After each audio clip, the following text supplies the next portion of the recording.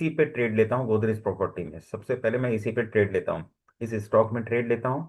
और उसके बाद अगर दूसरे स्टॉक्स में कोई सेटअप बना हुआ है तो फिर मैं वहां पे लेस क्वांटिटी के साथ ट्रेड करता हूँ। लेकिन मुझे जो भी क्वांटिटी ट्रेड करनी होती है या किसी स्ट्रेटजी को ट्रेड करना होता है कुछ भी, तो फिर सबसे पहला मेरा प्राइमरी फोकस होता है Godrej property. Okay, so let's start the discussion about today's setup, about today's traded price. तो सारी चीजें मैं आपको बता रहा हूँ कि कल के वीडियो में हम लोगों ने डिस्कशन किया था। कल के वीडियो में हम लोगों ने क्या डिस्कशन किया था कि मार्केट में ये जो कल का लो था, ठीक है, ये कल का लो और कल का जो दूसरा स्विंग लो था वो हमारे लिए एक सपोर्ट का काम कर रहा था। ठीक है, क्या काम कर रहा था? एक सपोर्ट का काम कर रहा था। ये मैंने आपको क्या बताया था कि अगर मार्केट इसके नीचे आ जाता है, ठीक है, इस ट्रेंड लाइन के नीचे आकर के क्लोज कर देता है तो मेरा कोई इंटरेस्ट नहीं रहेगा।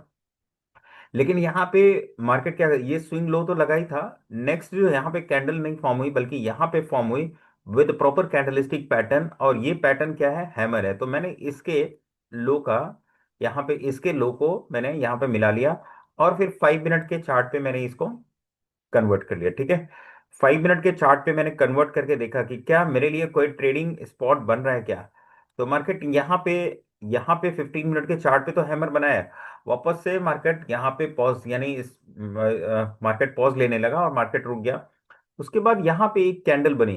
ठीक है, यहाँ पे एक कैंडल बनी मोरूबोजू। तो I was not much confident. उसके बाद मार्केट यहाँ पे आया और यहाँ पे इन्वर्टेड हैमर बना दिया। अगर आप इसको देख पा रहे होंगे तो ये जो कैंडल है ये इन्वर्टेड हैमर है।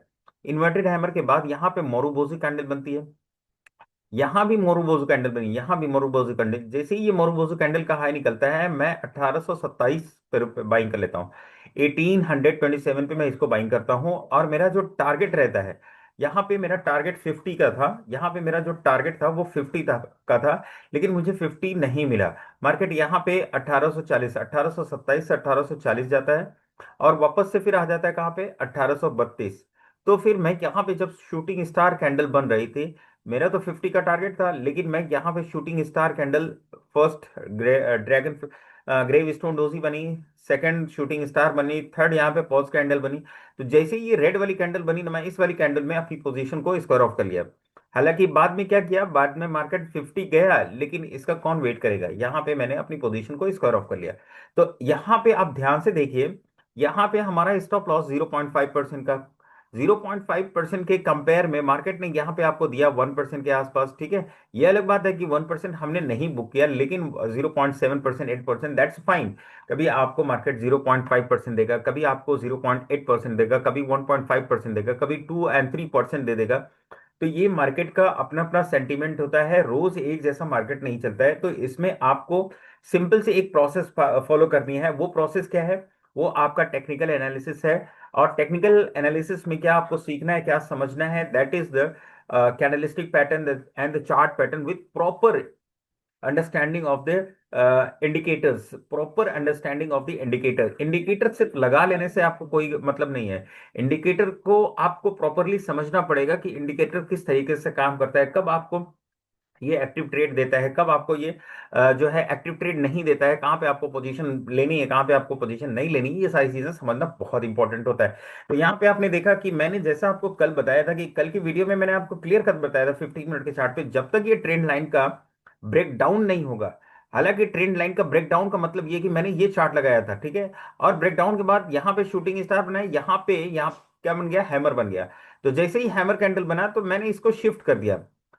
क्योंकि मेरा यहाँ पे कल से ही सेंटीमेंट क्या है? बाइंग है। अब मुझे यहाँ पे बाइंग साइड का स्टॉक देखना था और जस्ट ट्रेंड लाइन के नीचे मेरा स्टॉप लॉस क्लियर था। तो इस तरीके से हम देखते हैं कि मार्केट कब और कहाँ पे किस तरीके से हमें ट्रेड दे सकता है।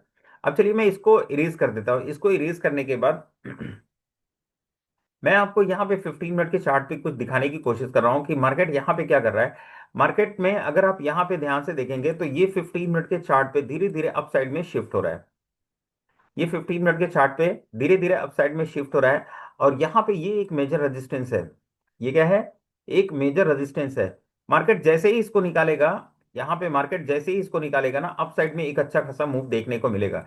क्योंकि यहाँ पे बहुत सारे जो सेल पोजीशंस हैं उनके स्क्वायर ऑफ, उनकी पोजीशन स्क्वायर ऑफ होगी, उनके स्टॉप लॉसेस कटेंगे या बहुत सारे प्रॉफिट भी बुक करेंगे।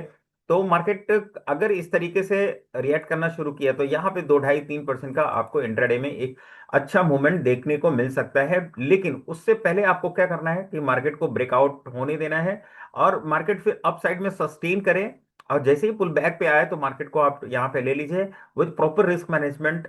और जैसे ही आपका स्टॉप लॉस हिट हो तो स्टॉप लॉस लेने के लिए तैयार रहिए। तो ये हमारा एक सेंटीमेंट बन सकता है। और दूसरा यहाँ पे नेगेटिव, अगर आप यहाँ पे नेगेटिव देखेंगे डाउन साइड का, तो सबसे पहले मार्केट को यहाँ पे ब्रेक डाउन करना पड़ेगा। ब्रेक डाउन करने के बाद जब तक प्राइस एक्शन डाउन साइड का नहीं होगा, और कम से कम 1 से 2 बार मार्केट जो है यहाँ पे डाउन साइड का प्राइस एक्शन बना ले।